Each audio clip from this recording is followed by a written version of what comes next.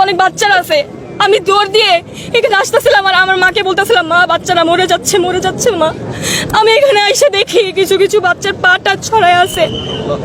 এখান থেকে প্রায় সময় অনেক বিমান আসে যায়, অনেক প্রশিক্ষণ বিমান অনেক আসে যায়, কানে অনেক শব্দ হয়। তো কালকে যখন এখানে জিনিসটা আসছিল, এত জোরে সাউন্ড আপনারা জাস্ট কল্পনা করতে পারবেন না, মানুষের কানের পর্দা ফিরে যাচ্ছিল। জিনিসটা আমি জাস্ট 5 সেকেন্ডের মধ্যে দেখি এখানে এসে পড়ছে।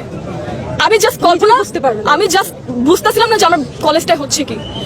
হঠাৎ করে দেখি বাচ্চাদের কলেজটা ফেটে, আগুন ফেটে এই উপরে উঠে আসছে। আমি বলতেছি এখানে তো অনেক বাচ্চারা আছে।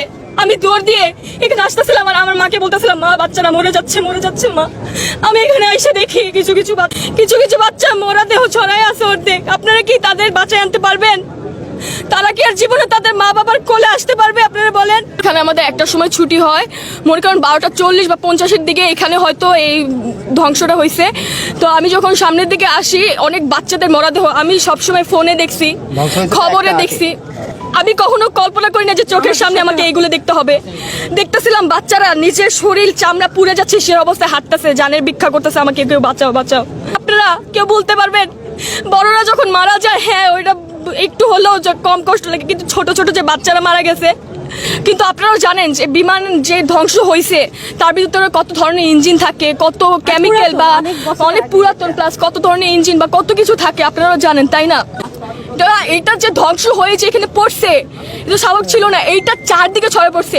সেই মুহূর্তে স্টুডেন্টদের ছুটি ছিল, তারা বাসা যাচ্ছিল। এই যে আমাদের যে রাস্তাটা দেখতে পাচ্ছেন, এখানে স্টুডেন্টরা তারা প্রায় হেঁটে হেঁটে যাচ্ছে। কে বা বুঝতে পারছিল জিনিসটা কি আস্তে আস্তে হয়েছিল? সাথে সাথে 2 মিনিট আগেও যেখানে বাচ্চারা ভাবছিল যে আমি বাসায় যাবো, আম্মুর সাথে দেখা করবো বা আব্বুর সাথে দেখা করবো, বাসায় যাবো, আমার পড়া আছে বা এরকম কিছু, সেই মুহূর্তে 2টা সেকেন্ডও লাগে নাই বাচ্চাদের জানগুলো যেতে। কেন এগুলো প্রশিক্ষণ দেওয়া হয়? কোন দেশে বসবাস করছি আমি? কালকে কার ব্লেম দিব আমি বুঝতে পারতেছিলাম না। যে ছড়াচ্ছেন এটা 2013 সালের বিমান, আসলে সেটা না, সেটা হচ্ছে 1966 সালের বিমান।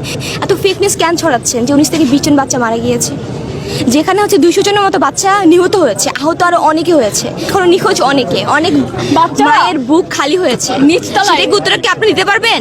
এই সালে 5ই আগস্ট আমরা স্বাধীন হয়েছি, আমাকে এটার জন্য আন্দোলন করেছিলাম যে যেখানে বাচ্চাদের সেফটি। সরকার চেঞ্জ হয়েছিল, এগুলোর জন্য আমরা বলতে পারবেন সরকার কেন চেঞ্জ হয়েছে? তারা এত আধুনিক বাংলাদেশ তৈরি করতেছে, দাবি এই যে এই এত পুরানা বিমান দিয়া কেন এই ট্রেনিং গুলি করা, আর এই ট্রেনিং গুলি কেন এইসব জায়গা আনে? বাইরে এরিয়া আছে, দিনাজপুর আছে, পঞ্চগড় আছে, চিটাগাং আছে, এইসব জায়গা করাইতে পারে। এইসব জায়গা বাচ্চাদের উপরে কেন করলো এই জিনিসগুলি? মর্মান্তিক ঘটনা।